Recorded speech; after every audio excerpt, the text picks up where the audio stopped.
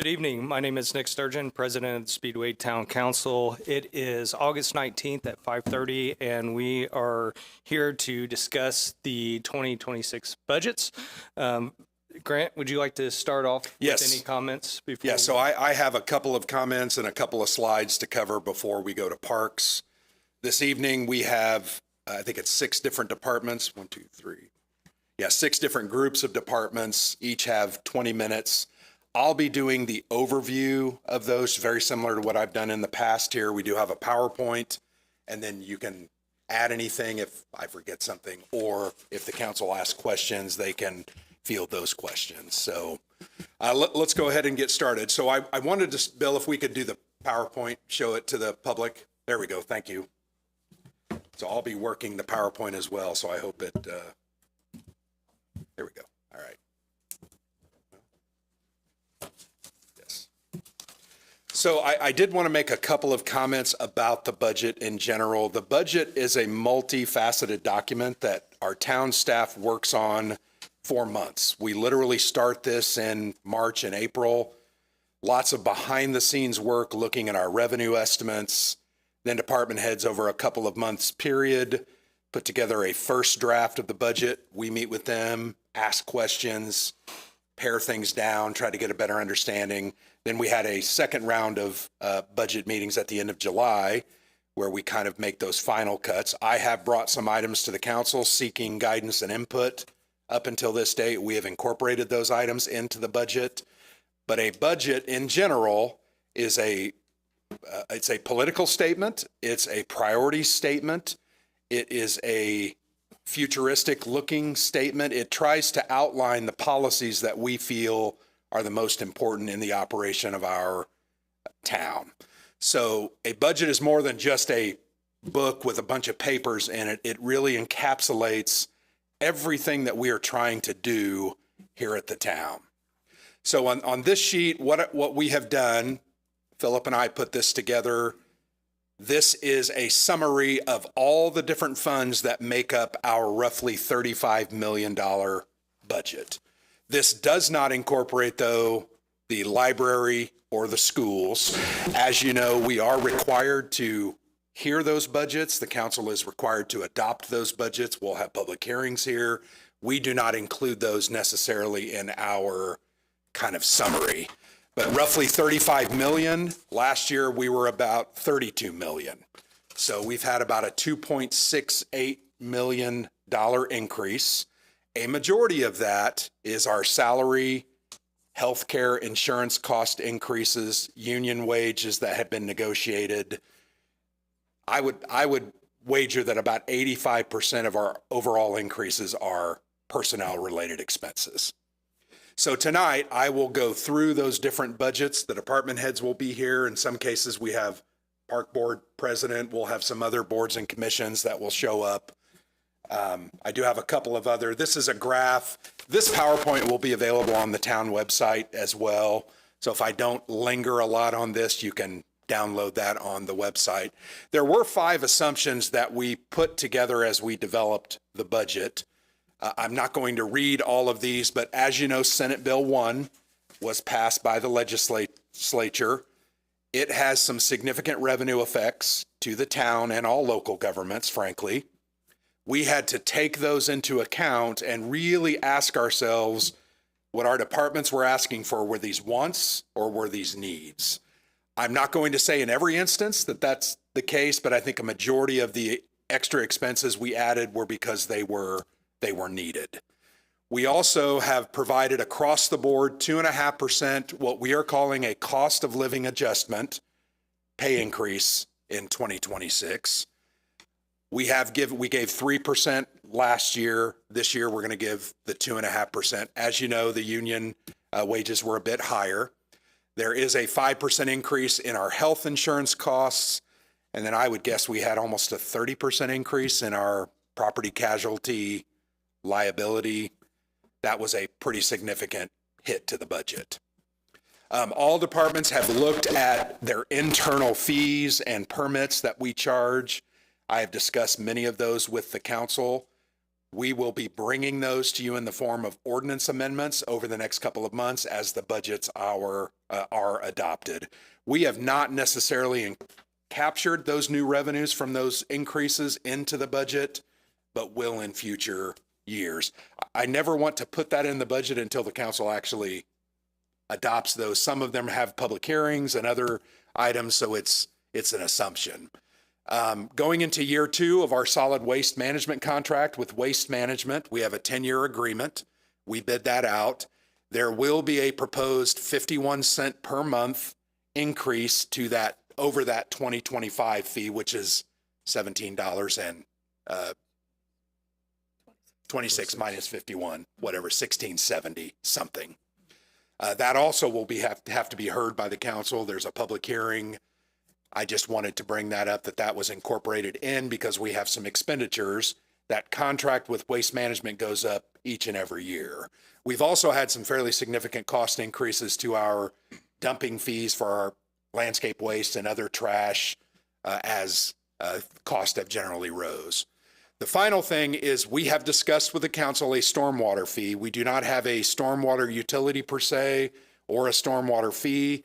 Almost every other central Indiana and a majority of communities throughout the state of Indiana have. Those fees are captured to make improvements to our stormwater system.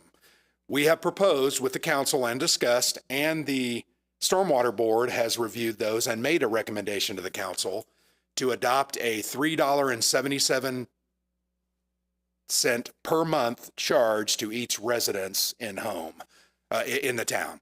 We also have a base rate of $1, which will go towards the businesses and the other buildings and corporations within our community.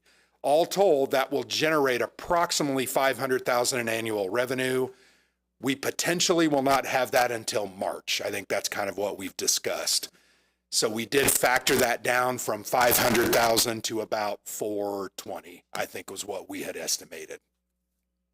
Those are vital funds that will be used to pay our street department employees because they perform a majority of those functions.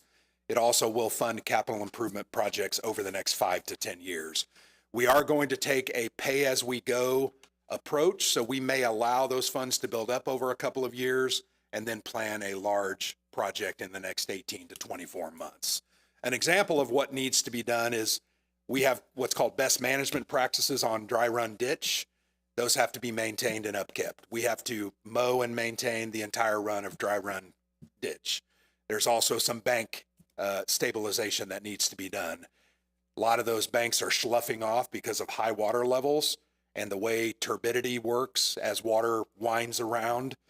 We need to fix that or we're going to have major issues. So those are kind of the assumptions that we did take into account as we put, in general, the budget together.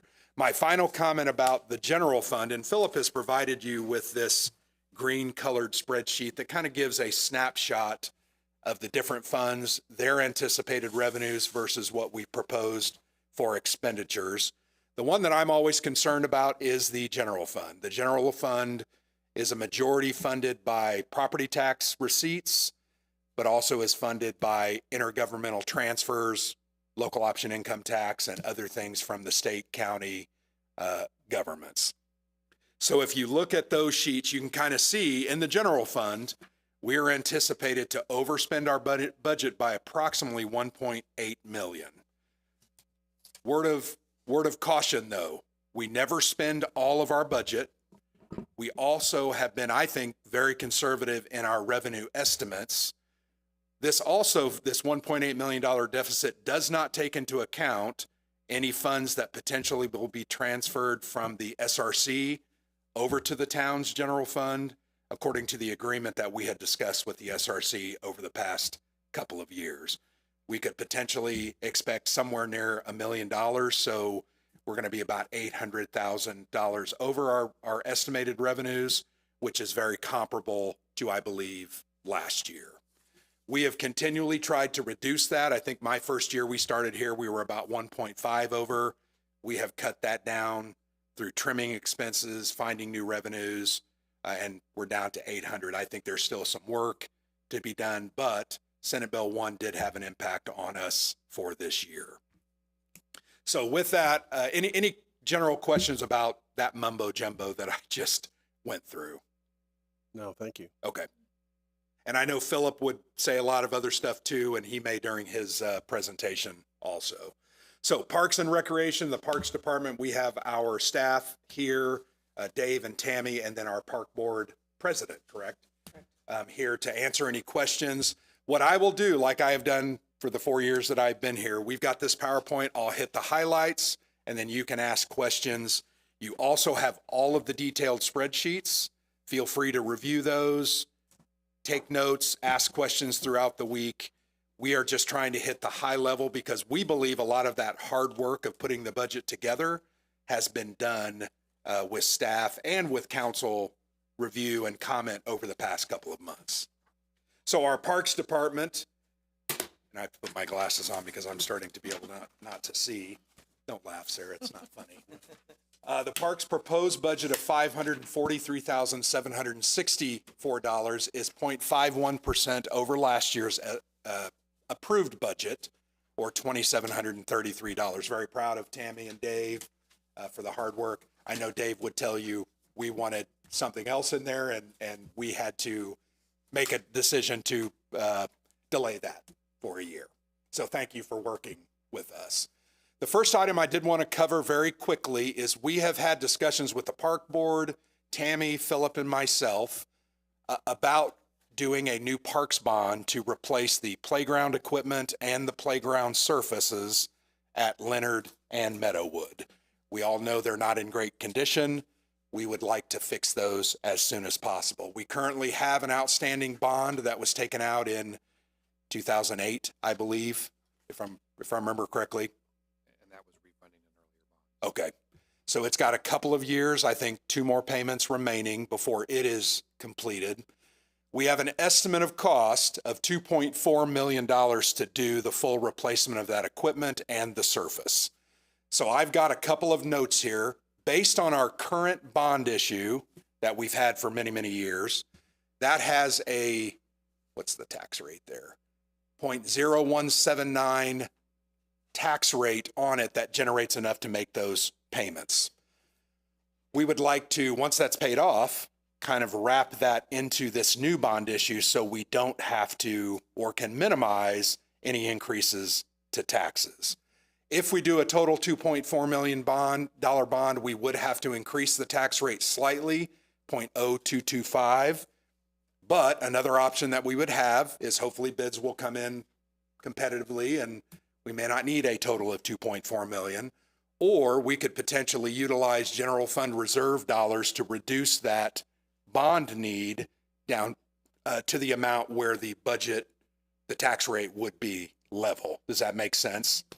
So I know that's something we would like the council to seriously consider, provide us feedback and input as you think about it. But I do believe one of our priorities is to make sure both of our parks are top-notch. I think they are, but they are showing their age. The equipment, if put in right and maintained over the years, has a 15 to 20-year life, so a 20-year bond kind of fits that timeline. So that's kind of one of the big things that we do actually have some monies in the budget this year to do some design engineering. I think about $200,000, if I remember correctly, to put together the cost and better idea of what that project might look like. Their budget adjustments, once again, only a 0.51% increase. We did reduce the seasonal labor, increase of $3,000 in seasonal labor. The increase for the director that I do want to talk to the council about, because there was a misunderstanding last year, and I think we have reduced that, but I do want to revisit that with the council. Part-time employee has been removed from the budget. It was added, I think, in error, and the part-time employee, the assistant, has been reduced because we don't use her as much in the winter. So that's a decrease of about $18,000. Increase of $1,931 to Dave, who is our park superintendent, playground inspector as well. He does a good job at that and is compensated for those. Longevity has gone up for employees. The longer they're here, the higher that gets. The engineering planning is $58,000. I said $200. I'm sorry, I overstated that. 58. I got a lot of numbers going on in my head. We have rec desk subscription increases of about $1,400. I know also, Tammy, are we not looking at maybe some other program down the line? It's been fine, but I think we might need to look at something else in the future. We've had some discussion about that. But that costs money. So insurance has gone up, increase of about $1,740. So you can see, in general, their budget was very flat. I think they've done a good job of trying to reduce those costs and keep those in line. So at this point, we also have some goals for the coming year and accomplishments. I've put them in the PowerPoint so you have them. I'm not going to spend time going over them. I know Cheryl, we typically do kind of a mid-year report based on this. We'll do that to the public over the next month. But you can see all the great things that they have done. Does the council have any questions for our parks staff? Yeah, I do. Are you included funds for the cameras and security from that Yes, standpoint? that is also on the budget request. That's under a line item of $45,000 we're requesting for that. We have been, we actually had a meeting today with another company that we're looking at that can give us better coverage, more coverage with the same number or fewer cameras. If we go with the company we currently have, we'd have to buy more cameras. So we're kind of looking at the customer service level with this new company, and we would hopefully, if everything is approved for us to do that, we foresee moving forward with a new company next year, we hope. Who would be monitoring those cameras? Your employees? So or- I believe the police department has them. They monitor them now. Okay. But when we have an issue that comes up that we're made aware of, I'm the one that goes back, or Dave. Dave looks at them often throughout the day, but I'm the one that typically goes back and looks at the playback and pulls the information, pictures, still pictures, some of the videos, to move forward with the police department to try to, find whoever vandalized something, or we've So that's- had issues where there's been instances in the park that we've had to provide information for cases that they're working on. Both Leonard and Meadowood? Correct. Okay. Yeah. And we've added cameras over the past Yeah. couple of years. Right. Generally, every year we've added at least a couple. Right. And we've had trouble with that. The past year's been pretty bad with not having consistent camera coverage. Yeah. So So you're looking for another truck replacement too for next year? eventually, yeah, hopefully, look, we were wanting it this year, but that was one of the things Yeah, we cut that from was the one budget. expense that we did Yeah. ask to have removed. Okay. And so maybe we'll revisit that next year, that we have one truck that's in pretty bad shape. Okay. Tammy, how was the, I guess, vandalism? I know that's been a constant issue in the parks. How was that this year versus last? Is it getting better? Versus last year, it wasn't as bad. I mean, we still have issues with vandalism, probably minor vandalism on a weekly basis. But last year was really bad. This year's not been to that level. Do you think, what changes do you think? Anything? I mean, more cameras, think- less, more I think we just got security, lucky. less? So nothing's To be really, honest. I'm pretty sure Yeah. we just got lucky. Yeah, Yeah, nothing's really changing. Yeah. But I think more cameras, I know the police have prioritized yeah. more. So I think those things Yeah. are having an effect. Yeah, we had a lot of meetings with the police department last year, and they did step up their patrols, and, they send people out when we call, or when the residents call. I have noticed the response is better on that. So yeah, all that is definitely helping. I think their presence just alone is Yeah. a good thing. Deterrent, yeah, absolutely.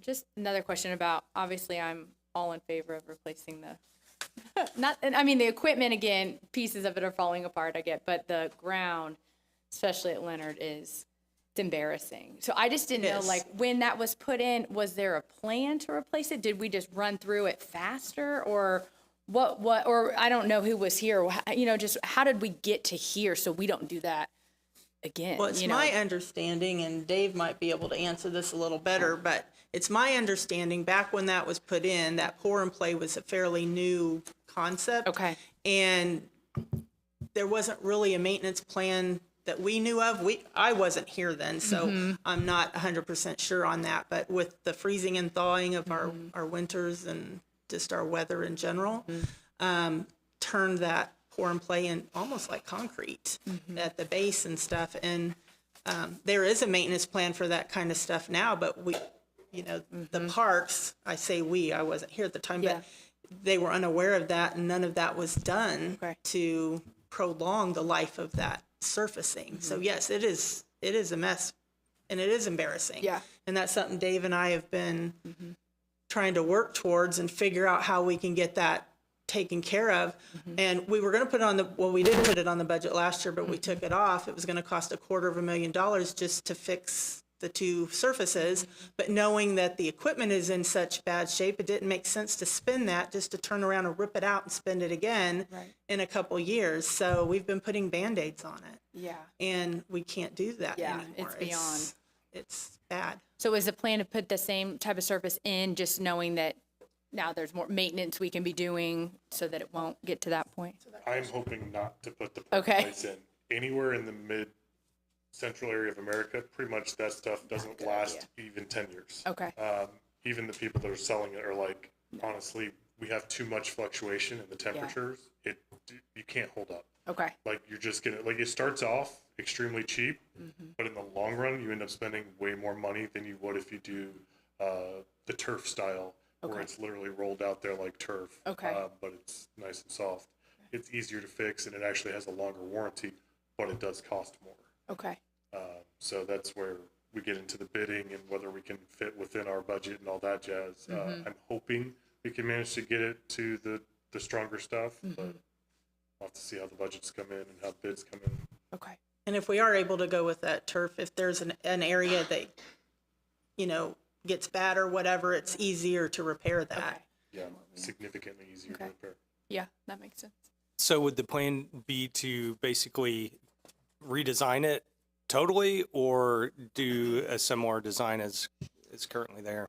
So I've had quotes, just getting an idea of ballpark where we're looking at, and it doesn't seem to be a drastic difference between a new design versus same footprint. The biggest issue seems to be the timing because of inflation, and then whether we do the turf or the poured in place. That seems to be the only drastic change. Even when I had them do a significant build, the price went up quite a bit, but it wasn't like that crazy. I think the highest one came in at 1.1 for Leonard, and that was a huge, they really went crazy with adding stuff to the park. So I'm hoping we can keep it, and get a decent looking, nice new flow. We were discussing too, as far as Meadowood goes, is Meadowood gets a lot more activity, especially during the busy season of kids. And those playgrounds do have capacity limits, and it exceeds that capacity limit constantly. So it would be nice if we are able to expand Meadowood's playground, just maybe with another extra little area of playground equipment, or, a little bit more in there to be able to accommodate a higher capacity of visitors. Yeah, that makes sense. Okay. Well, thank you. Okay. Thank you. Yeah, I just have one question, and this might be more for Grant. I know, over the last several months, we had some discussions around, like a youth athletic director position. Does that fall under parks, or would that fall? It is in the town manager's budget. The town manager. Okay. Yep. Good deal. So I know in discussions we had, it was recommended that position report to me, so I put it in my budget. Okay. Does not mean it won't work with the park board or the park staff. I just put it in my Okay, perfect. budget. Thank you. Yep. Okay. All right. Are we good? Thank you. Thank you. All right, thank you, council. All right, so next up is town manager, town facilities, and CCD, so I'll run over these. These are the three budgets that I directly manage Other budgets are managed by those departments, but these are the ones that I manage.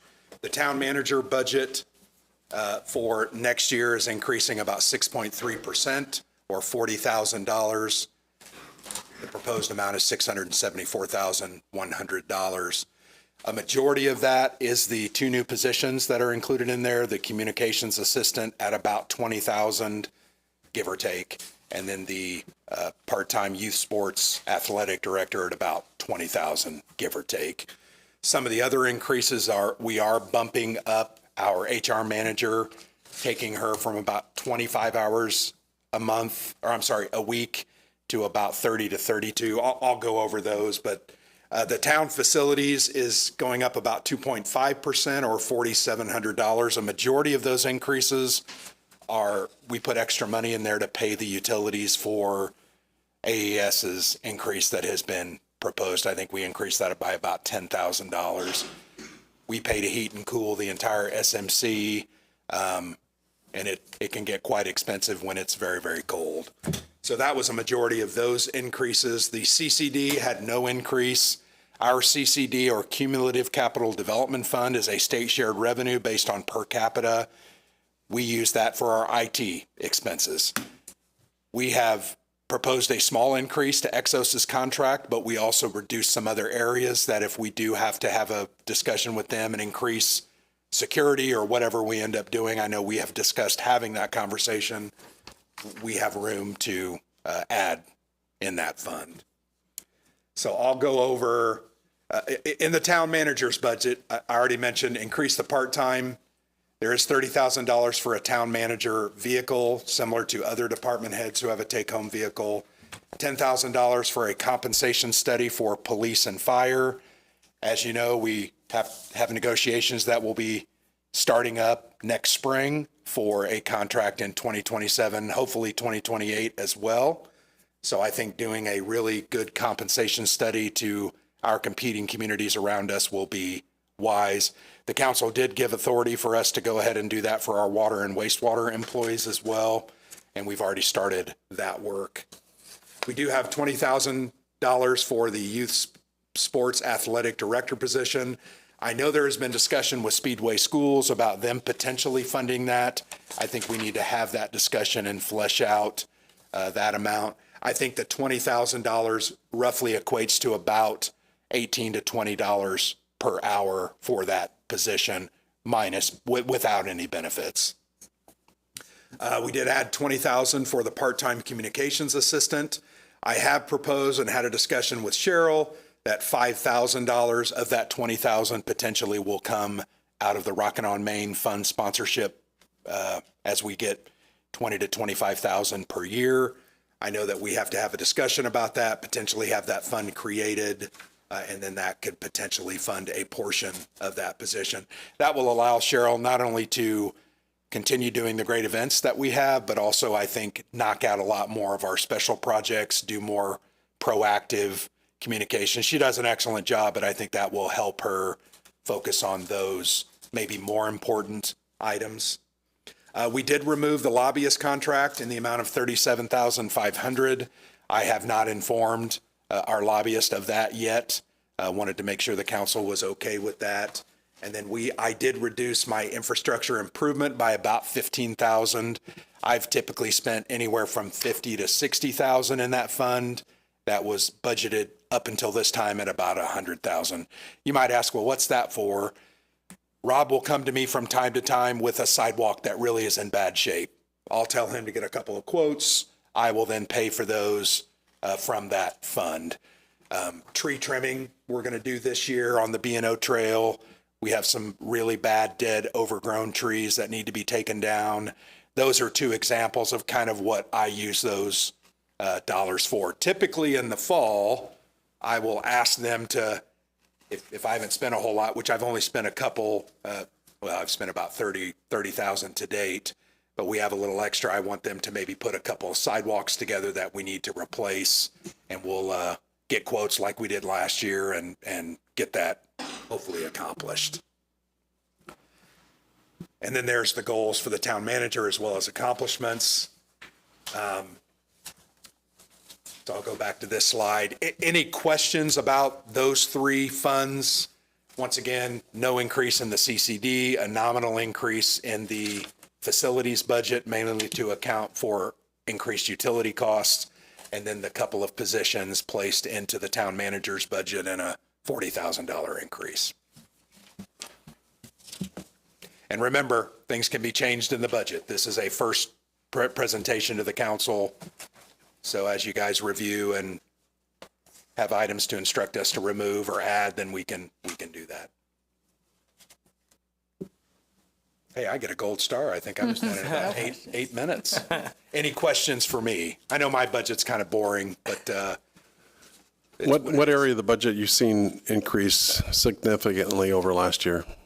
well, personnel costs are where we have seen the majority of our increases. Which is up what percentage? Well, if you remember to the unions, we gave roughly 6 to Yeah. 7% increase the first year with a 3% increase on the back end. So that's a 10% increase there over the past couple of years.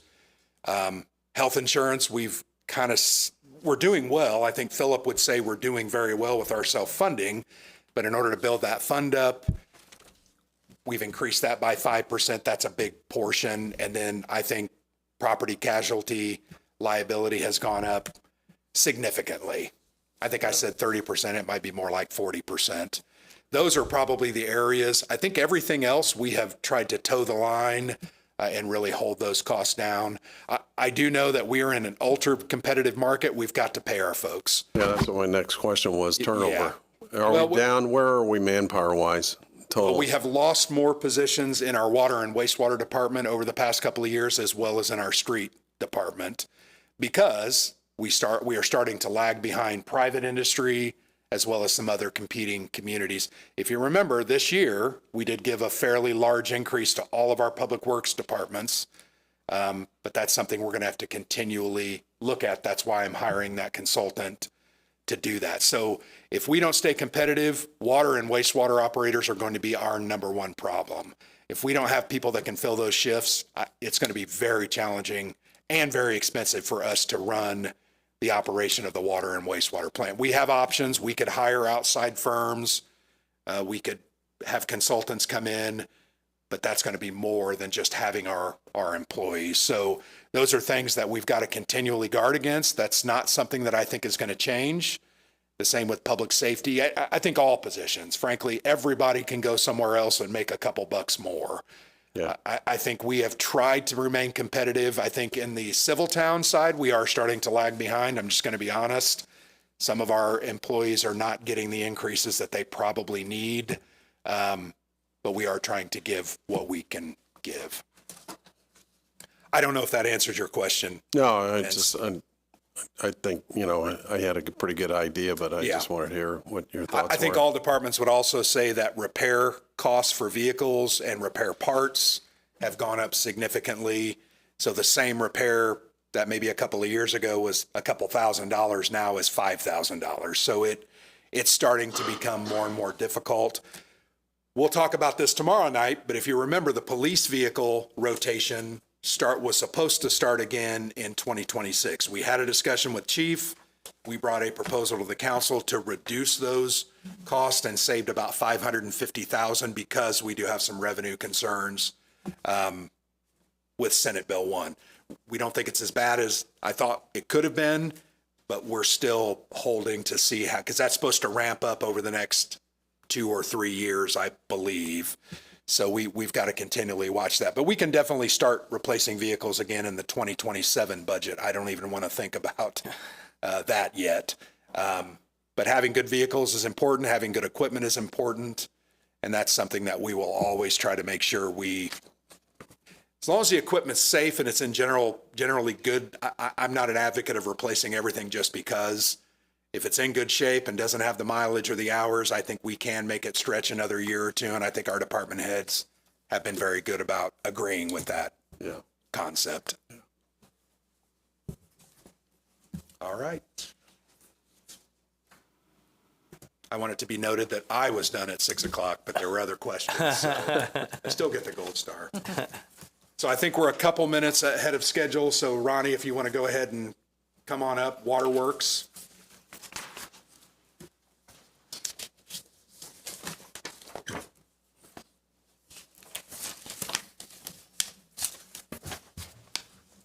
Ronnie loves these meetings. Oh, yeah. Hello, everyone.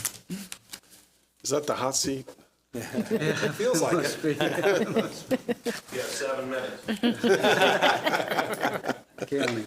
We got a rough We could crowd out switch over there. to the PowerPoint. Thank you.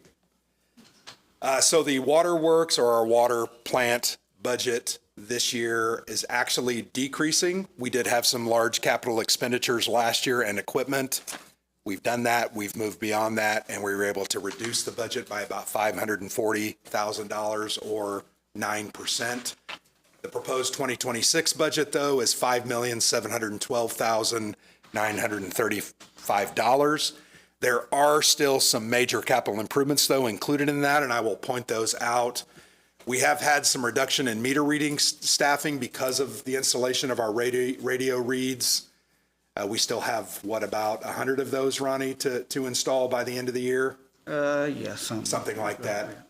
If you remember, I think last year I sent you a picture of a huge pallet of these boxed water meters. Yeah. They have been replacing 8, 10, 12, 15 a month and are trying to work through those. We have had some reduction in treatment chemicals due to optimization of our systems, reduction in our instrumentation calibration cost. We actually forewent the purchase of a new dump truck this year. I asked the street department if they could transfer the one that they just replaced to the water department. Keep in mind, the water department uses that dump truck typically when there are main breaks. We have anywhere from 5 to 15 main breaks a year. That is used to haul the sand and gravel and debris back and forth from that site. We felt like the one Rob had replaced was in good enough shape to be utilized in that function. Doesn't mean that in 3 years we may not be replacing it, but I thought, considering the situation that we are facing, it was wise to push that one off a little. I think that dump truck was, you remember the cost on that? A brand new one? Oh, they're around anywhere from 80 to 100,000. Yeah. So we think that was a smart thing to do at this time. We also have included $1.5 million in funds for the 16th Street water tower to be cleaned internally, inspected, any repairs made, and externally. As you know, that's a big expense, $1.5 million. You may say, what? But that tower is 100 feet tall. It's going to require, I think they have to have divers go down in that ride, and there's painting and scraping, and it's not an easy process. Sandblasting on the inside. Sandblasting on the inside, Outside. because we need to make sure the tank is in good shape, clean, and is going to continue to hold that water, as well as look good. If you look closely at the 16th Street Tower, you can start to see some paint flaking on the outside, and it just needs to be repainted. It's probably been 10 years, Ronnie, at least. I'm thinking, 10, 12 years, Okay. something like that, yeah. So it was time we put 1.5 million. We'll go through a bid process with that. If the council approves the budget, we'll probably do that in the first quarter so that it can be done potentially by race time. We'll see how that goes. We also included $200,000 for the continuation of the replacement of wells number 2 and 6. If you remember, we did work with Speedway Schools at the junior high to dig a couple of test wells. As those results come back over the next month, we will be potentially investing in building wells on that site. I think they cost anywhere from $50,000 to $75,000 a piece, and we're hoping to do 2 on that site. We also have $400,000 for the sedimentation replacement rehabilitation project, which will basically cover engineering. If you remember, we did approve an initial agreement with Wessler earlier this year to inspect and put estimates together of cost for that project. They have almost completed that. I am hoping to bring that to the council the first meeting in September in our administrative session to review, and then we will be looking at doing a design contract so that we can get that ready potentially in 2026 to do some of the rehab or construct at the end of the year or the first of 2027. So with that, and we also had the goals and accomplishments for the water department, but I just put those in Any questions from the council on the water department? What year was that plant put in? 1964. 1964? Okay, and you think that this 1.5 million in terms of replacement of the sedimentation basins, and what else really will be coming up down the road on that plant? Probably in the near future. I would think not, of course, not on next year's, not on this budget, but in the near future, we would be looking at like the filtered rehab at the groundwater facility. That'll be coming up, probably our next real big item besides replacing some mains and stuff of that nature in the distribution as well. Right. Coming up.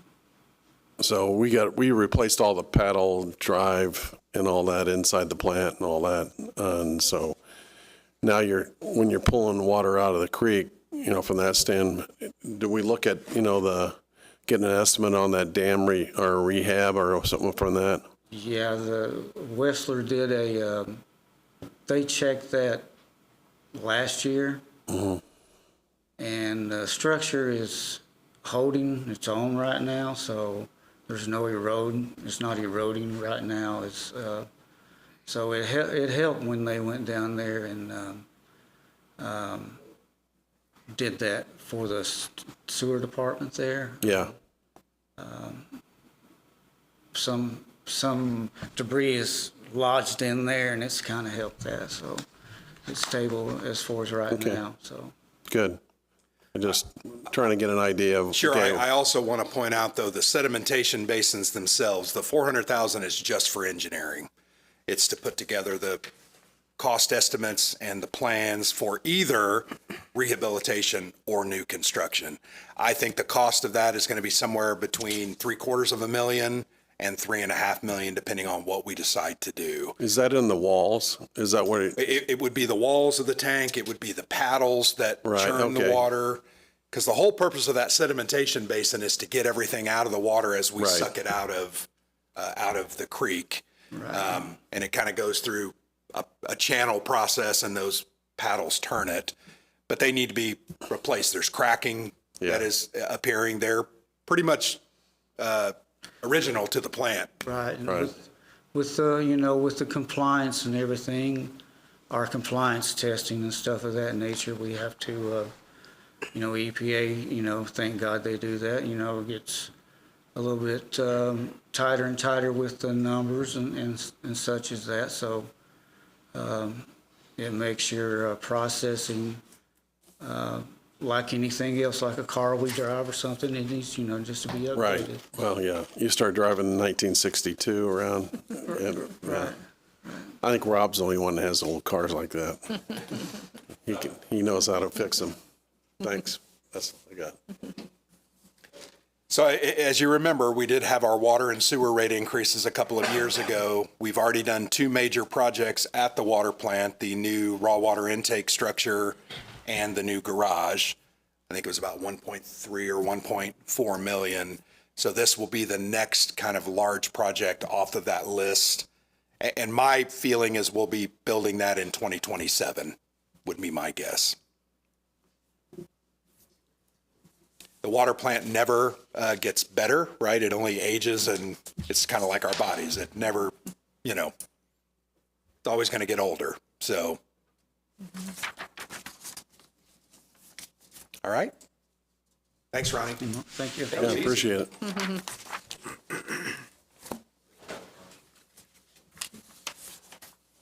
All right, wastewater, Brad. Brad also loves these meetings. They both told me all week how excited they are. Absolutely. to do these. All right, so in this presentation, we'll go over the wastewater budget, which is the operation of the plant, all of our staff. We'll also cover the stormwater fund that we discussed in the preamble and some of those costs that are identified in that. The proposed budget for wastewater for 2026 is $8.6 million, which is a 1.4% reduction or $119,859 reduced. A majority of that has come mainly from chemical cost savings that we got according to the Leopardo Energy Savings Project. Yes. They did some competitive bidding and leveraged some of their buying power to get us better prices on all different types. Liquid oxygen. Liquid oxygen In is the big particular, it thing. went down quite a 50% bit. decrease. Wow. Even more than that. So it's very, very, very, very good. And we're still working on the chemical Yeah. as well. So are they on target then for the savings that they told us they said that they were going to bring? I think that's a big part of those savings, but we don't even have the thing constructed yet. Right. It's That's good. Well, the majority equipment has been ordered and it should be We have a hole dug. whole dug, ready for the equipment. Yeah, the gotta equipment, hold the generator's actually there if anybody wants to come see it, but Okay. it's not set yet, and all that. So we're waiting on concrete to be poured and all that. And then, of course, the concrete has to, set for about 7-8 days before you put anything on it. So, yeah, but it has started. And I mean, I remember we have a guaranteed energy savings contract with them. So if they don't save the money that they said, they have to write a check to cover, we don't have debt service. We paid it in, or are going to pay it in cash. Right. But there's some guarantees there. They would write us a check. Sounds good. Looks like they're on their way then. Yeah, they're getting there. We decreased mostly our contractual services regarding testing as well as, I think, Asbury. We don't need them anymore because Greg Hommel has been hired Correct. back. We still use them to test metals and stuff Sure. and all that weekly, but, yeah, fortunately with Greg coming back, we don't have to hire them to train him because Yeah, he's trained. He's already knows that job. And the pre-treatment coordinator position is a very important cog in that wheel. That can lead to more violations if we don't get it right. And I think having Greg back, who, as you remember, left to go to another community and decided to come back, which we appreciate. He started yesterday. Yes, he was it started not? yesterday. Yes, very happy to be back. Yeah. We still have, I think, 1 or 2 open operator positions. Yes and no. Okay. I have a 4 to 12 position that tomorrow I'll be getting with Nikki to send an offer letter to Oh, the good. gentleman, so that'll get us fully staffed. Good. That's good news. But as I mentioned, a continual struggle. We're going to have to look into that. Capital outlays, there's a new pitch roof on the Zempro building. I think that's listed here at about 50,000. Yes. New pumps at the Chapel Hill lift station, 150,000. And if you remember, that Chapel Hill lift station was being targeted for a full replacement and rebuild, as well as a new force main on that west side of town until we've had the issues with the CSO overflow in that project. So we are going to replace those pumps because those are things that we believe we could pull out when it's Yeah. built and then put those back in. Those pumps are pushing 40 years old. Yeah. And unfortunately, yeah, they've been good. But unfortunately, you also got to replace the stands and stuff with them too. So, Does it make sense since we're going to be, to have that funded at the same time as the CSO project? Does it, I mean, it would be amazing, but the timing would not line up. You're talking about 10 million for the Farley. I would think you're probably talking about 15 million now. Yeah, We had 'cause- thought 10 million 3 years ago. But that was a line, we have to, Yep. looking at replacing the line, making a bigger A line new force going. main. Yeah, Yep. man, yeah. yeah. Yep. So because of the CSO project and it being priority because of the agreed order, we had to push that one. And as you know, that's a 17 to 18 million dollar project. That's not insignificant. Oh, yeah. And we have to be cautious. We didn't talk about it tonight, but we're going to have to discuss sewer rate increase to fund that project. Yeah. We're holding off on that discussion until we finalize the plans in October, November, and then we can have those discussions with the council and decide how it is that we're going to proceed. How many CSO events overflows have we had this year? 2. We had 2. And what That time of was year in was? April when we had about 6 inches of rain over the weekend. So yeah, we had 2, about 9 million gallons. Okay. And when was the last one? The first one was in April? Or are they They were both in April? They were basically back to back. Oh, okay. Saturday and Sunday Okay. is when they were. Is that pretty normal? I mean, we've been having 2 a year or something Yeah, like that? I think the year before we had 2. The year before that we had 1. Okay, You know, we're not that bad. just bad enough to take it Well, Bad take it enough over the the big limit. brother says otherwise. I think enough that they decided that they wanted to take some action. Yeah. We've had this discussion many times. We don't think that that was warranted, but Yeah. can't fight that. So the size of what we're proposing is going to eliminate those overflows. It will treat them. It will not eliminate them. It will It'll treat just them. treat them before they're sent out. Because the issue Yeah. is if we have an overflow that goes into the creek, that's a violation. Mm-hmm. If we have an overflow that we're treating, and that's part of what we're doing with the cloth disc filter and some other Yes. UV, we can treat that before it goes out into Yeah, the we'll system. take out total suspended solids, E. coli with the UV, and all, and ammonia and stuff like that. So, and we will have to test for that as well.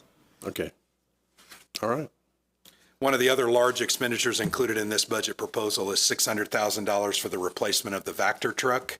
The Vector truck is what's used by our street department to blow out sewer lines. Over time, sewer lines get roots in them, they get buildup of grease, other materials, and we have to clean. We roughly clean about 15 to 20% of our system kind of every year, We try to do all the system every 3 years. every 3 years, so Four at the most. So about we try to 30% every year. Try to do it in a rotation. But this piece of equipment is a specialized piece of equipment that we need to replace because the other truck is. Yeah, the current one is approaching 20 years old, and, it's just time to move on.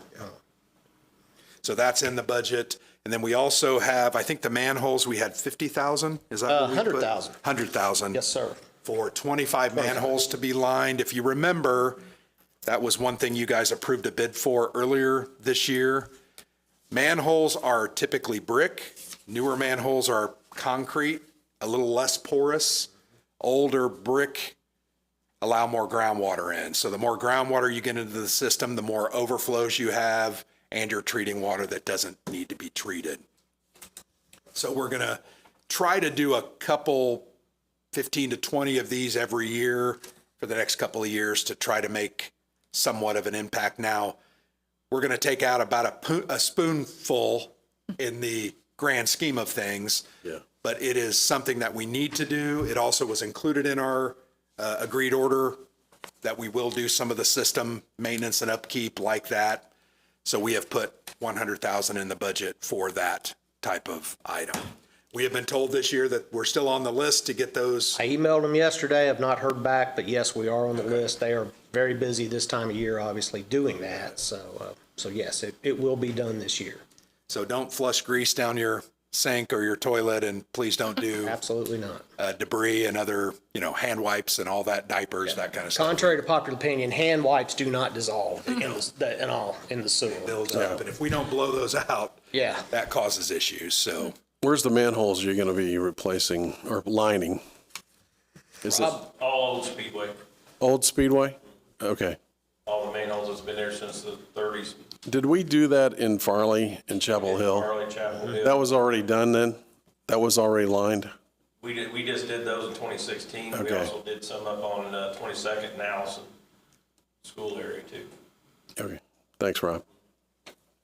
And that manhole lining too is for the good lining, not the cheap stuff and all that will It's flake epoxy. off in 15 years. This stuff here will last way longer. It's epoxy lining instead of gunite. Oh, wow. And we ended up paying more in that bid, and that was an option that we had asked for, and we convinced the council that that was a good investment. And we think it will double the life of those improvements. All right, the stormwater budget is the next budget that we'll cover. And once again, this is a difficult one because the council has not approved any ordinance setting the rate for a stormwater fee. We have had discussions. So we have put together this budget. The proposed 2026 budget is $645,295. Remember, I believe that is overinflated because we're actually not going to start collecting dollars until probably after the first quarter of the year. So my guess is we will not be spending anywhere near that amount, but I needed to put a budget together to show you and the community what we plan or the types of things that we plan to do. That's a big increase over the previous budget because we had $117,000 typically funded by the wastewater fund and the riverboat fund, which is revenue sharing from the state for the riverboat casinos that are spread out. And they're not all actually riverboats, just the different casinos. That's just what they call the fund. I think it's kind of interesting. But we are, as I mentioned, we have discussed with the council. I put a $4, it's $3.77 with a $1 base rate for businesses that will be paid for that stormwater. We need to do all types of improvements, erosion control on dry run ditch, best management practice cleaning at the IMS and dry run ditch area. What is a best management practice? It's a piece of piping or a valve or something that controls stormwater. So we have what's called a duck bill. It literally looks like a duck bill that's kind of, as the pressure builds up, it opens and allows water to flow, and then it closes back up. That needs to be, that's an example, repaired, replaced. Those are expenses that we currently just don't have the money, and we've been lucky those things have lasted. Are you talking about the one at 20th Street and Dry Run Ditch? Yeah, right. That's what I'm referring to, Yeah, yeah. right there. All right. Yep. Yep. No, so, and the BMP is right in that parking lot right across from it. Right. So, yeah. So, and that builds up cans and stuff and all that in there and all that, so we need. On the inside, you mean? Yes. Okay. Yeah, so we need to be able to get in there and clean all that out. Well, we listed some other improvements. These dollars will be used to improve stormwater inlets and outfalls and all the things that we have once we become a separated community. If you remember, about 15 years ago, we did a pretty large storm sewer separation. So we weren't combined. Now I think we're 98%. We're 95% separated. 95% separated. So we've got to start, we maintain those now, but we've got to have a revenue source to maintain those. That's at Speedway, not in Chapel Hill and Farley, is it? Yeah, that's in Speedway. Yeah, Okay. Chapel All right. Hill is, yeah, they're not separated. We also have some computer software and then public outreach activities as we work towards that. Part of the stormwater fund will also be an education effort to get people to remember when you throw stuff down the drain, that goes into our waterways, which kills fish and affects wildlife. And those are part of what we'll be required to do as part of that stormwater ordinance, is a little more education on those kinds Is of that things. something that you'll have the cable commission help out with? Oh, yeah, we'll do some videos, and we actually, Cheryl has put together a stormwater communication plan. We have shared brief portions of that with the council, but we will share a little bit more. I think we kind of reviewed that this week, and we'll get that rolling here We put before we start. videos on the website and stuff and all that, YouTube videos to, when it's going to be coming time to drain your pool, let it sit for a couple of days. Let the chlorine dissipate before you go draining that. Because that chlorine goes right to the creek if it goes into a storm sewer. So just things like that. Pick up your dog poop. Things like that, because it goes to the creek. Yeah. So any questions on the stormwater management budget? Uh-oh. We lost I Nick. feel like I'm already short enough as it We is. need to budget a new chair for it. Yeah.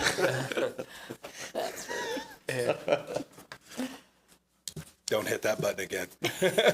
Just had to get it the right way. Yeah, I get it. Any questions for Brad? Okay, I'll take that as a no. Thank you, Brad. Hey, thank you. Appreciate it. Thank you. Thanks, Brad. Rob. Thanks, sir. Have a good evening. Rob also loves these meetings. He confided in me earlier. The street department basically has three different budgets: the street department budget, the motor vehicle highway fund budget, and then the MVH restricted. MVH restricted is nothing more than we have to spend those dollars typically on construction. The other funds we can spend on paying our salaries, other costs, design engineering, that kind of thing. So the street department budget this year is proposed at $543,000, which is a slight increase of $190,000 or 54%. Now you might be going, well, what are we doing? We're doing a little large construction because we are going to go for some community crossings matching grant dollars for 25th Street to do that next phase. We believe that we can get a majority of that and then use the remainder from the 2024 GO bond to pay, to get from the Cunningham, Parkwood area. Parkwood to high out school. to high school. So that's a majority of what that extra increase is. So if we weren't able to get that grant for whatever reason, would that come off, or would you still try to plan it forward? We'll have to address that at the time. I can't imagine us not getting the Community Crossings matching grant. Not every community applies for it. The amounts have reduced as well. They're giving more to Indianapolis. Remember, they're giving more to Indianapolis, so. Well, that's the other thing we need to think about too, and I know we've had some discussions on this, that there's 100 million, or I can't remember the exact amount, that if the city of Indianapolis puts in, then they will get matching funds from the state. So maybe, I think it's 50 million from the city and 50 from the state for 100 million total, so, which is all road funding. So if we can help contribute to those numbers to get some of that in return, that would. It's $1 million max now. It was 1.5 last year for us. On the community crossings. Yeah, that legislation reduced it this year because they're trying to share more with larger communities. The Motor Vehicle Highway Fund, proposed budget is $527,368. This is a overall reduction of about 8%. And the MVH restricted fund is staying the same at $200,000. We are not going to do any major other than 25th Street, but we are throwing a little extra dollars in there just in case we have to do a couple of side streets. Got anything that if the bids come in good, we'll have a little extra, maybe do a smaller project, or if we have change orders that come in, we don't know what we're getting into in this next phase. I mean, I'd rather have the money there, not use it, than not have it there. So, but the goal is to get 25th Street finished. So speaking of the side streets, how, in your surveys and reviews of our side streets that we are primarily responsible for, how are they doing? They're actually, if you drive around, they're in excellent shape compared to most communities this size. And you can drive outside of Speedway and drive down Somerset or whatever, and you're going to see a big difference in what we have and what they have.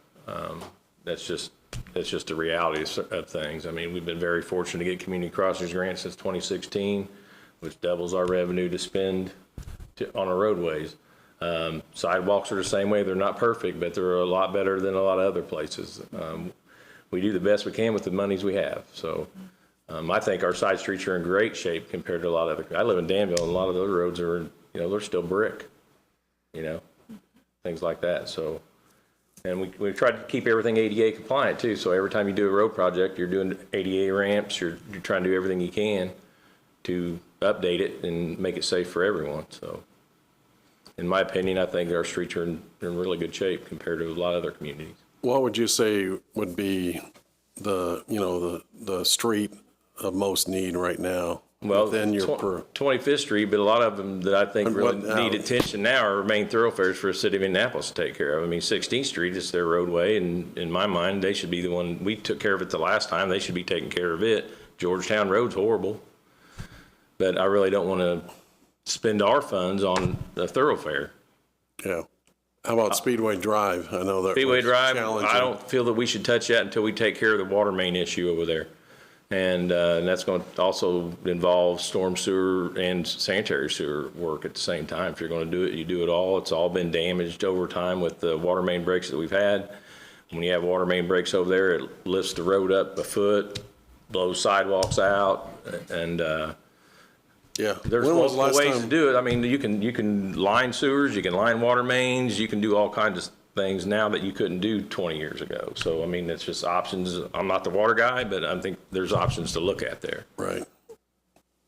And that is another added benefit of the stormwater fund. We can use some of those dollars on that project because 15% of it is replacing the storm water structures. Right, and the sanitary could be budgeted out of sanitary. It could be split up, But it should be. I mean, and it all depends on what you get into. You may get it opened up and they camera it and it's like, well, it's really not worth lining this. You know, you got 400 feet here, you just got to replace, or because then you start looking at laterals that are having issues on top of that. So, I mean, and you got the water service lines. If you find any that are lead or whatever, you got to take them out and replace them. I mean, you can't leave them. So you can open a can of worms, but somebody's got to do it, you know? The last estimate for that road, I think that's what you were maybe getting ready to ask. About 18 months ago, it was about 10 million. And that's from Lyndhurst to Speedway Cunningham. Drive, or to Cunningham. Cunningham? The whole stretch of Yeah. that. All right, My guess is that's gone up 30%, so you're talking about 13 or 14 million. Huh. Nothing's gotten cheaper, typically. Well, yeah. Like I said, the only way you're going to even knock it down is look at other newer technology to achieve the same goal. Line water mains, line the sewers if they can be, storm and sanitary, line the manholes. You're not tearing the road up. You're not digging trenches anywhere. You're not doing what we're doing on 25th Street. You're just taking care of the lower infrastructure and then do a repave on it. You patch the areas that you have to put new valves in, because with new water mains, you're going to have to put new valves in. And if you find any areas that are bad in the sewer, storm, or sanitary, you're going to have to dig those up and repair those and then line it. I mean, that's just part of that business. I mean, we've done it before with sanitary sewers. It's just nature of the beast. You're going to find places that can't be lined. They're just in too bad a shape. So Have we scoped those? Like, you know. the storm, no. last 5, 10 Sanitary, years? yes. Okay. We're lucky enough the storm's concrete, but it still gets abused when you have those water main breaks. It blows the joints out of them, and they're all brick manholes, of course, Right. which is the worst part. So we're fortunate it's still holding up as good as it is, really. Yeah. I do believe we've been very strategic about using our GeoBond capacity. Yeah. We've done 2 fairly large projects over the past 4 years. I think that once we're done with 25th Street and that is paid off, I think that's a 3-year bond, Philip, if I'm not mistaken, the 2024, or was it 2-year? 3-year, I think. Definitely not 2 year. But, you know, we'll have to look at that and decide, you know, do we use that $3 to $5 million potentially with stormwater, water funds, wastewater funds, and community crossing matching grant funds?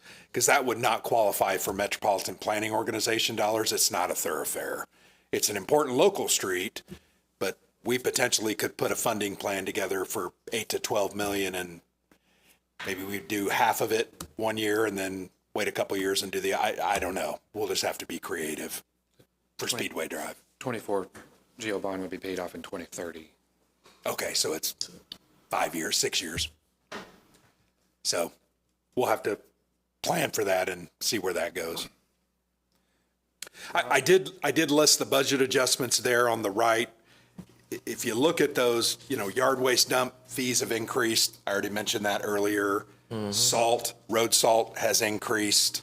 And it's not like we just use table salt. We No, use it's treated salt. treated salt that has, Calcium chloride, magnesium chloride works below zero, better than standard salt. And then we got the beet juice we use if it's really, really cold, colder than that, but it helps it out. But yard waste cost is $100 a load increase. It started this year, so we budgeted for it for next year, so we don't go in the red there. So they charge you by the load, not by the tonnage? Correct. We used to do it by the ton, and then they had issues with their scales, so they just did an average of 9 tons. They're averaging us out for 9 tons of load because that's pretty much the max capacity of that truck. So that's what we get charged for, maybe 9.5 tons, but they get charged for 9. But we don't take it unless it's empty. I mean, can't afford to take it and dump it just because you want to take and dump it. Right.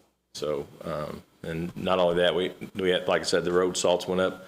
Electricity costs, as you mentioned, for SMCs went up. Well, yes. all the street lights come out of my budget, so there's over $100,000 right there for street lighting.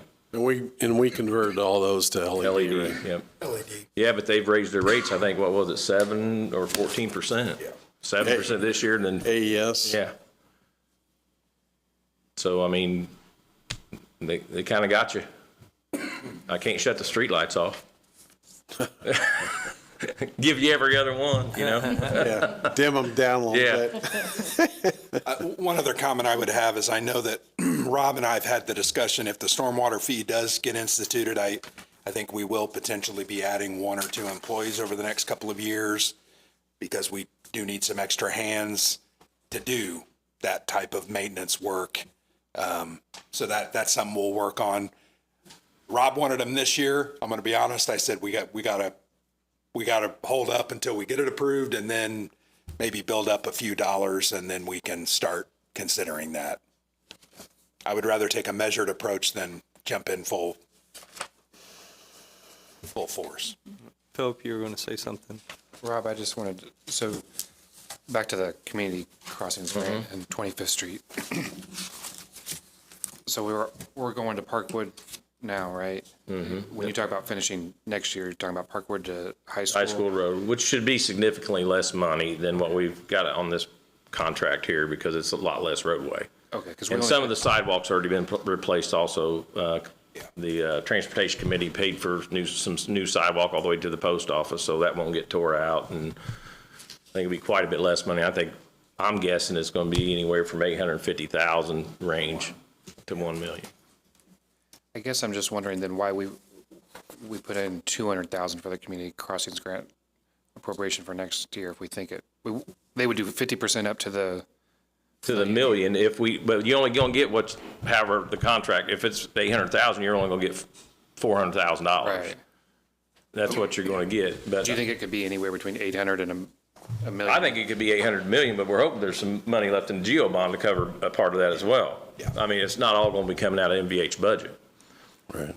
And keep in mind, there has been a soft commitment from Indianapolis for $1 million for road improvements, which we could use those dollars as well. But no matter we what, haven't seen that, right? We have not. Okay. But Hadn't no even matter what, smelled we it, would want nothing? to take the up to 50% match, right? Yeah, whatever it is, we're going to try to get the 50% match regardless of where the funds come from. I mean, if it's 800,000, I want 400,000. I mean, we're not going to leave it on the table. I mean, the budget sheet can say the 200,000 for community crossing. Is that an LRS or MVH on that budget sheet? Probably an LRNS. Yeah, it just seems like we should probably increase the appropriation under.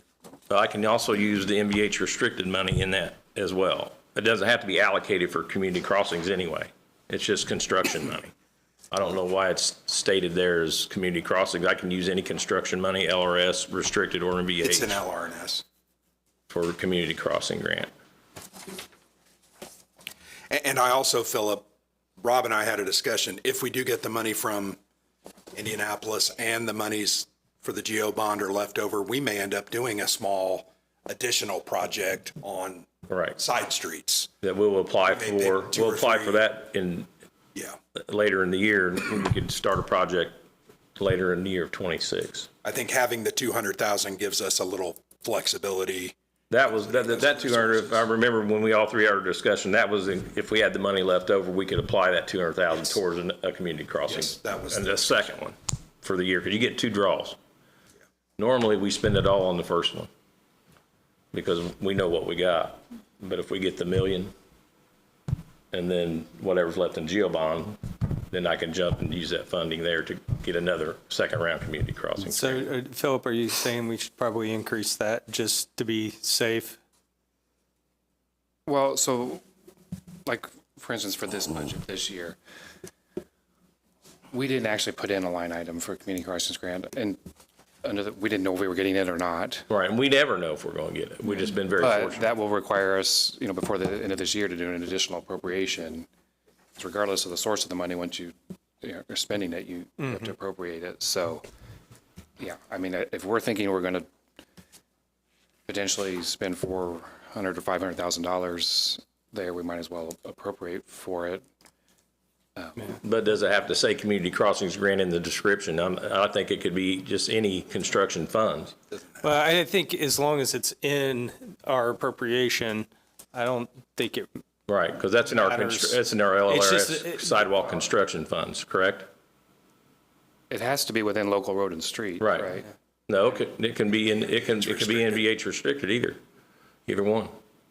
I can't cross appropriations across funds, though. So like, The local road and street budget right now is 368,000 for capital outlays. So if we're really going to spend 800,000 there, then we need to just bump that up. But I would say just we can- go ahead and get that increased, and if we don't end up using it, we don't use it.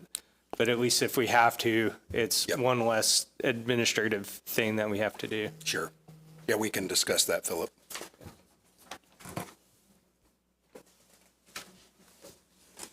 Any other questions for Rob? No, you're going to buy a blade for the parks for one of their trucks? The goal Snow- was, but the truck got canceled, so I won't be buying it this year. I'll have to buy it the next year. Okay. Because that's a multi-use truck. I mean, that truck is used all winter long in any snow events. And that, now that the Waterworks has their old dump truck with a plow on it, if we need that, we're gonna go get that one too. There you go. So if we need it, we're gonna go get it. Hey, You made copies of the keys, right? yeah, hell, I got them. And wastewater's got a truck with a plow too, so if we're in dire need, we gotta have trucks. We need the streets plowed. Yep. Yeah. So, anything else? Rob, just my question on sidewalks. I know like where we're kind of at over on Wheeler, we got new sidewalks a few years ago. Are there plans for in the future? I know there's a few around, at least my running route that I'm like, wow, this is not Right. good. So just how does that work? How do you know which areas? Right now, what we're doing now is like the last probably 6 years is that whenever we do a street project, we do the sidewalks, curb, driveway approaches all at the same time. Whereas before, they would go through and we'd mill the road, just patch the curb. Some roads didn't hardly have any curb, but we'd patch what was there and then just do spot repairs on the sidewalk, which are temporary. Does not, Indiana's gonna heave, they're gonna rise. And so we feel that the way we're going now is the best way to go, and that gets picked out by the engineer because they do an assessment and the patient program to let us know what streets are next to be done. So, and realistically, if we finish that area there out, a lot of the south part of the town's already been done. There's a few things for ADA that needs done in certain areas. The area in the general area has been done, and from 20th Street on a few of the roads has been done as well, south during the storm project. So we got an area up kind of where Philip's at that needs attention and finish out up north. Because a lot of that southern area has been taken care of already with other projects that we've done. So what I would say, Sarah, is if there are some streets in any of your districts, the sidewalks, let me know because we can do, remember I mentioned that infrastructure dollars, I can do some one-off, Yeah. we can get some estimates to do concrete. And it's smaller repairs that we can do with that, because I mean, when you start going in saying, oh, we're just gonna do this section, and then you walk down to the next house and, okay, we got the same problem starting here, you could end up trying to do the whole road. There's a really Yeah. bad If we got one heaved up where a tree roots got underneath it and kids are jumping ramps on it, which I loved as a kid. Yes. I'd say don't fix it for me as a kid, Right, but for keep somebody else walking, it's a hazard. We've Yeah. done that. We've done several of those. Yeah, there's a few I kind of saw like that. I'm like, okay, how does that work? Right, and some of them we've raised them. We get a company that A1 leveling comes out and they'll level the sidewalk if it's low. We've done that multiple places, and it's $100 a square. Whereas cheaper and whereas it's just replacement's like effective. $350 a square if you average it out. We did some of that last year on Main Street. We've done Main Street, By we've done it Brosini's, we pumped a lot of that. places. And Well, we done it on Auburn. Yeah, I seen Yeah, that. we did it on Done Auburn. Allison Avenue this year. We did Auburn. There's several places that we use them. So I still have about 40 or 50,000 in that fund. If you guys have some of those, and I probably need to send an email out to you, Yeah. but we'll try to identify a couple and spend some of, we don't try to spend all of it, but spend some of those dollars. where And some of the ones where it's just like the ag shown or stuff, we buy like a top sealer patch that we'll put on and last a few years. You know, just for the simple fact, if you start here, you may have the same problem all the way down. So if you patch it in front of this house, they're going, why didn't you do it in front of my house? And then you got driveway approaches, which if it's right on a driveway approach, you're dragging salt right up on top of it anyway. And it's just nature of the beast. It's just rough on concrete in Indiana. I saw, the gas company comes in and they tear the sidewalk out. And then another one, they don't allow it to compact it, come back, and then you got to do it again. And I've noticed several places around town that Oh, a lot of them you can see it's where the water line was put in. You'll see the meter pit right behind where the sidewalk sunk, because that's where the water line ditch was, and it's settled over the years. Yeah. Or you can see where their lateral is, because it's settled where their lateral is, where that trench was dug. And remember, people park over a majority of our sidewalks, right? yeah. I mean, it's part of being in Speedway. But yeah, that is hard on sidewalks. It is, it can be. Especially how putting many- campers on there and everything else, they're driving over your curb and sidewalk. And sidewalk's 4 inches thick. It's not 9 inches thick like a road. Right. driveway. Right. God. I'm sure IMS would like to pick up that charge for all the Yeah, you're right. curbs and sidewalks. Hey, we could just get them to pay for that section of Speedway and take care of all the sidewalks up Yeah, there. no kidding. God. Is that it? Thanks, Thanks, Rob. Have a good evening. Thanks, Rob. One other comment, I know we have had some discussion about the potential of a public works position, director position. I think we need to continue having that discussion. I did not include it in the budget because of some of our revenue concerns, but it is something that we want to do. So we'll continue to have that discussion. So I think Philip is the final for the night. Bookend this with more interesting stuff. Good. So, the town hall budget includes the clerk treasurer's office, so the personnel expenses there are for my office. That hasn't changed much. Neither has supplies or other services and charges. I'm sorry, other services and charges is where the changes have been. So this budget includes a large part of the insurance for the town, including workers' comp and property and casualty insurance. Workers' comp is directly tied to the salary increases that you have. So, it's also done in arrears. So we will pay an initial premium at the beginning of the year, and then they'll do an audit of what our salary had really been and charge us more after that. So I've been trying to get ahead of that by increasing the budget on it substantially the last couple of years. As we have talked about extensively, our P&C insurance went up dramatically this last March. My hope is that it is not going to continue to go up dramatically, but we don't have good information yet to really make decisions on that since we're on a March renewal schedule. So that budget is split between water, sewer, and then here's the general fund portion of it. So it's hefty, and it's a significant line item that we're going to have to monitor closely. I also bumped up for document storage here. So we have a lot of documents in storage with a company called GRM, and they charge us to store it. They charge us to get documents out of it. They charge us to get rid of anything there. So I've increased the ask there in the hopes that we can start identifying stuff to dispose of. But in the short term, that's going to cost us heavy fees for them to dispose of it, but with the idea of, in the long term, not continuing to pay them ever-increasing fees for documents that we don't have to keep a hold of. So have we looked at digitizing? That is very expensive. The documents that they already have, Okay. it's very expensive. They kind of have you once once you put stuff in there, they control things pretty well. So. Yeah, that's very labor intensive, I guess, and so they charge you a lot to do that. I did ask about it. But, Have we looked at other companies to do that maybe? well, I'm not putting any more documents in there. Okay. So I have, in my tenure, we stopped doing that, and I've started storing additional documents over in the old police department. Chief Fishburne has been very accommodating with helping us with that, and the fire department. The firefighters have helped us even just like assembling shelves and moving boxes and things like that. So we're not adding to the problem anymore. It's just that there's all this there that we would like to I would like to just get it out, but you can't under the contract. So How long's the contract for?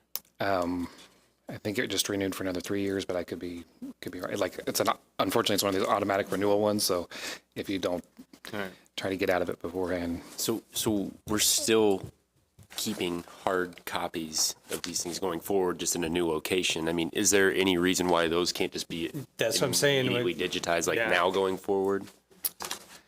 Well, I suppose any reasons would, I mean, we would have to invest in probably some sort of industrial scanner and the labor to do it, but I think long-term, you would hope that a lot of this gets maybe even digitized or never becomes paper to begin with. Right. But we're not there yet. So that's the town hall budget. But yeah, you'll see a significant increase there with regards to insurance matters. Some of these are also pass-through items that were not accounted for in the past, and I just wanted to go ahead and put it in there. Like if you see like $30,000 there for insurance reimbursement. Well,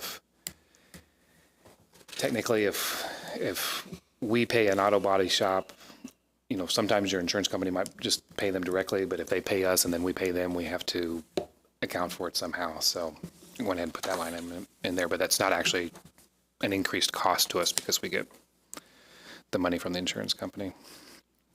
The other items are the different bonds that, now, as you all know, we have more bonds than these three, but these three bonds, because they draw on property taxes, have to be officially budgeted for with the state in a particular way. There's not a lot of magic here. The state makes sure that we raise enough property taxes to pay for these debt funds, so not a lot of decisions to be made there once the bonds have actually been issued. Next two ones are your fire and police pensions. These are not PERF or the 77 fund. These are older pension programs, and we get relief payments from the state.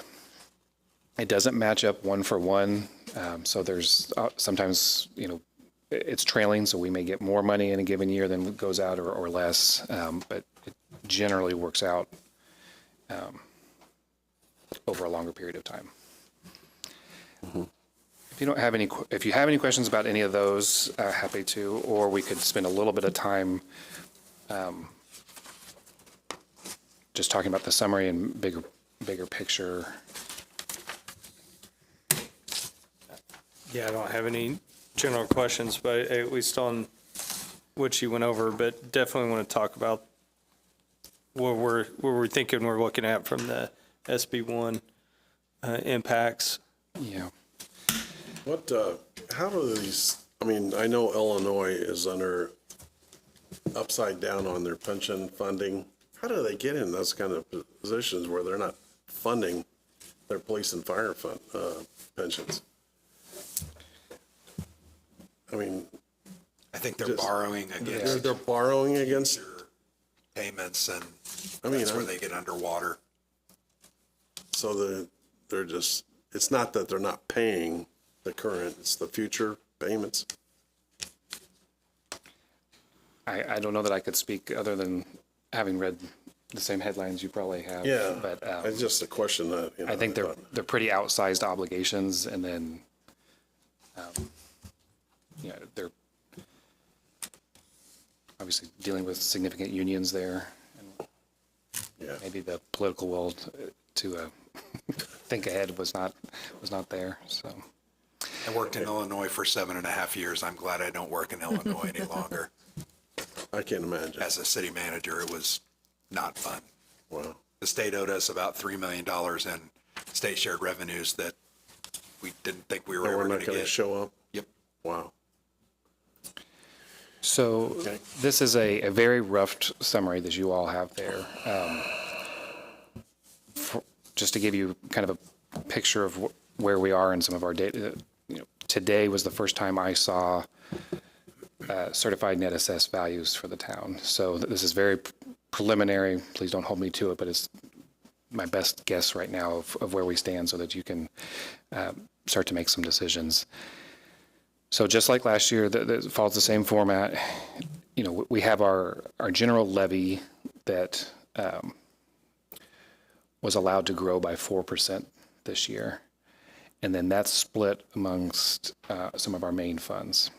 And then the debt funds there are outside the levy. So again, the state, once you take out debt, the state says we're going to give you enough so that you can pay your debt payments. The next column then is the estimated circuit breaker credits. Now, I think more than other councils, you guys probably have a pretty good awareness of that because we've talked about circuit breaker credits probably ad nauseum for the last year. Obviously, that's a significant figure there for the general fund of that's getting taken off of our levy there. The miscellaneous revenues, then, the biggest ones there are local income tax. And that has largely stayed the same, but we did see a decent increase in it for the public safety lit. That is based on representations from the city controller's office of how they're going to rearrange their shares this year. That will have to be voted on by the city county council this year. So if that doesn't pass, then that would change the numbers there, but that's the best estimate we have now and are likely to have for a while. Obviously, then you net all that out to get the revenues, and then you look at the expenditures that we all just went over for at least some of those funds today. Grant and I made the decision to, at least in this draft of it, again, shift more to public safety lit based on the balance that they have there and some of the concerns we have about the general fund. But you see, in doing that, we would be overspending the public safety lit estimated revenues. We do or have historically received supplemental lit that I have not included in here because it's not guaranteed to us necessarily, but that has helped us out in the past with our budget. I think the more you go to the right-hand side of the sheet, the more and more speculative this starts to get. So it's my attempt to give us something there, but don't come to me at the end of 2025 or the end of 2026 and say, why is this not our balance for each of these funds? Because it starts to get very speculative at that point. So happy to entertain any more discussion about the bigger picture, or it's 7:03 and you can give me a gold star for ending early. One question I have, Philip, the negative 1.44 million for the circuit breakers, how did that compare to, say, last year's circuit breaker number? It's significantly higher than our estimate for last year. Okay. But this year, our actual circuit breaker impact was about $1 million. So in the spring, they give us the real number. Got it.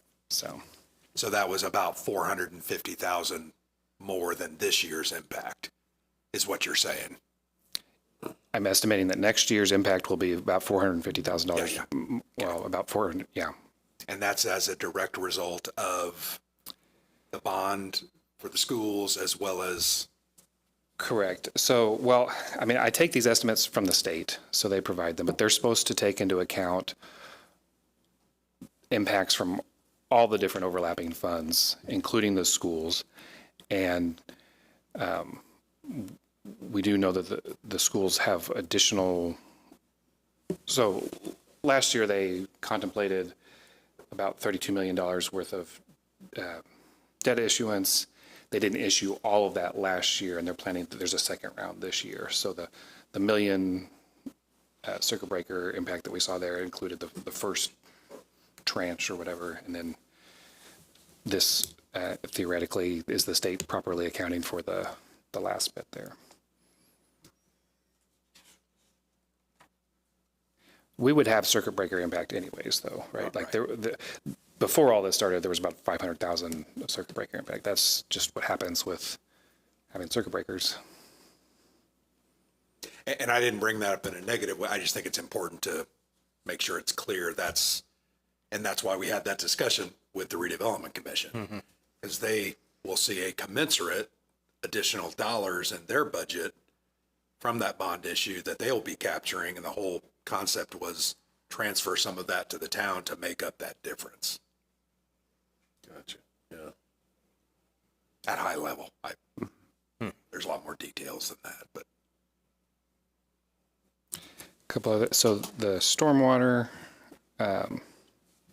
as I think Grant alluded to, we've included sort of a partial projection there. I wouldn't even, so that includes the riverboat money that we would get any year, and then also if we did 3/4 of a fee for next year.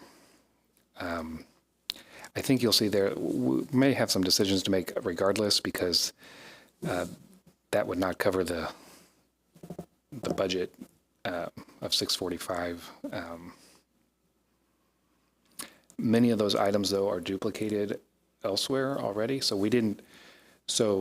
part of the justification put forward by the utility engineering company that we looked at was is that you could pay portions of certain salaries that are tied to managing that. So like, for instance, our utility clerk would be helping to manage that, or some of Rob's staff would be helping to manage that. We didn't take those salaries out of elsewhere. So that's kind of, that portion of that, about maybe $100,000 is duplicated in the budget just because we didn't know what was going to happen for sure. So that would be an easy thing to. I don't think we wanted to go through that whole rigmarole and then have to back that back out. So we decided, let's do it this way, knowing that there's some of that additional ability to get those funds for other funds and reduce some of that. So I think another thing we're thinking about as we are heading into a sewer rate study and the combined sewer overflow project is sewer's budget's pretty tight as is, even before you add on a $15 to $20 million project. So sewer ends up paying for a lot of things in the town. Workers that kind of do dual hats or whatnot end up, a lot of their pay gets paid out of sewer. So I think that even if we weren't going to build a $15 to $20 million combined sewer overflow project, there was going to be in the not too distant future that we were going to have to look at some rate studies there anyways.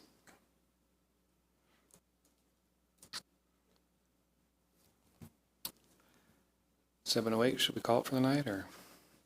Yeah, I guess, as I'm thinking, just to get some of the thoughts out in the open here, is looking at the fairly decent size difference between the expenditures that are being proposed and our speculative revenue. Right.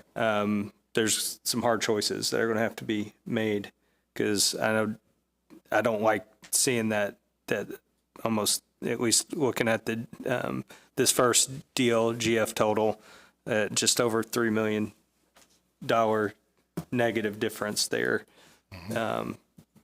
So I don't know, there's some things that we'll have to go through and say, okay, are these things really needed, given that we do have some other large potential projects coming up?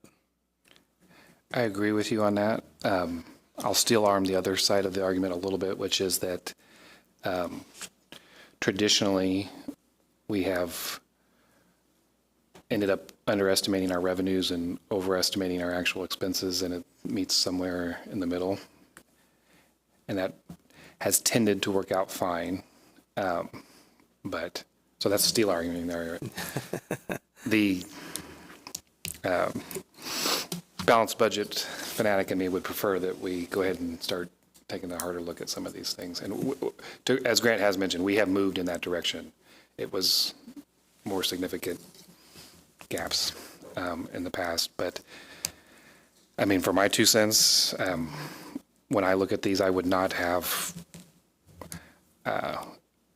the 2 new positions that we've talked about for next year. I think I look at this, and that's a easy thing in my mind to say, no, let's hold off. Especially, we don't want to count any chickens in terms of money moving over from redevelopment or anything like that. So that would be one thing. And then it would be a hard thing to swallow, but you could certainly look at whether or not the civilian salary increases can be a full 2.5%, or if they need to be 2%. My kind of caveat to that is, so it kind of shows that we'll have almost 20 million right at the end of this year on a $35 million budget, correct? About, is what you said, Grant, about how much our budget is about 35 million. Yeah, the total, and that's everything included, is Yeah. about 35 million. So, I mean, that's a significant amount of tax dollars that we have, right? Which is a good thing. But how much do you feel is appropriate to keep? Like, how much do you think? Do we need $20 million in that account? Do you think that that's? I'm just trying to think. Like, yes, are you you know, referring as you're about trying to fund say, balances? right down here at our total The DLG. fund balances, yeah. Yeah, like so, yes, we're over, like you're saying, Nick, you're a little bit worried about this, but we also have $20 million, right, that we have. Correct? Is what you're saying? Right. So I'm just trying to say, like, how much is appropriate, you think, for a town to carry year after year? Like, how much are we trying to build that? Are we trying to have I know it's different than personal finance, right? Where you're like, oh, you need 3 to 6 months of expenses, right? Different, right, for a town. But I don't know what's appropriate to say we need to make sure that we always have this much cash because For any we don't fund, know. Yeah. What's appropriate, what, I mean, is that a good amount? Is that too much? Is that not enough? I don't know but that's just. Right. It shouldn't be hoarded, right? Right. Right, the- that's what I'm, yeah. But I guess so, not that I have a perfect answer for Yeah. you, but, I do carry these totals over, I guess, just because that, it sort of makes sense to me to, to do that. But I don't know that in answering the question that you're asking, I think you need to think about it more fund by fund, because it can't necessarily easily be moved across Right. some of these. They're They siloed. are. Yeah. So, I think to your point, the public safety lit one, we've, the last 2 years, started to move more expenses over there with the idea that we don't need to keep that balance growing. But I don't know that, a $10 or $11 million balance for a general fund is a really high buffer. I mean, I don't think it's irresponsible to keep that or let it grow a little bit too. I mean, a lot of things that we're thinking about for the future may have to draw on that as well. So when we're making decisions about the parks, you look at their budget. If you all decide that, we look at the plans and it's a $2.4 million project, they can't do all 2.4 million. So a 20-year bond on rates that we're looking at right now might get us 1.9 million. So that has to come from somewhere. So, and I think there are a lot of things like that. We also benefited in recent years from ARP. And so I think you have to let that play out a little bit too. What is this? The American Rescue Plan dollars. Okay. So we bought quite a few big things out of that, that, we can't expect the federal government to give us that again. Right. And so those sort of things would have come out of some of these balances. In my 30-year career, you want anywhere from a 30 to 50% fund balance of the, so for instance, in the general fund, our proposed budget is 13 million. 50% of that, you would want about 7 million. Because that would allow you to operate Yep. if everything blew up. Yep. I like seeing 10.7 million Yeah. because it then allows us a little flexibility, like Philip's saying, if the park is really a priority, we draw 500,000 out of that and we pay for the engine out of the public safety, or the, not the, I'm sorry, the ladder out of the public safety lit, which we have had discussions about. You save those finance costs but it's also good to have Right. a savings account because you just never know. Right. Yeah, a typical Yeah. example of that was the failure underneath 10th Street Bridge of our Farley sewer, Yeah. Yeah. and that was significant. Yeah. It was like a $700,000 or $800,000 expense. Yeah, Yep. I mean, And we spent that out of our reserve. right. I mean, that was, and you get a couple of those. That's one thing, the same way with our water towers. I mean, they're getting pretty old, eventually they're going to have to be replaced. I think every asset has to be looked at in terms of life expectancy on that. Because I'd hate to have to pay for one of those.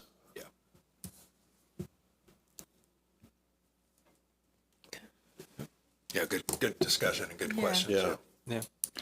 I think if you do start to think about things that you want to pay for out of a fund balance, then when you do make that decision, you want it to be one-time costs, right? Rather than so personnel expenses go on into the future and only tend to grow. And obviously, it's a lot harder to then let somebody go rather than not create a new position in the first place.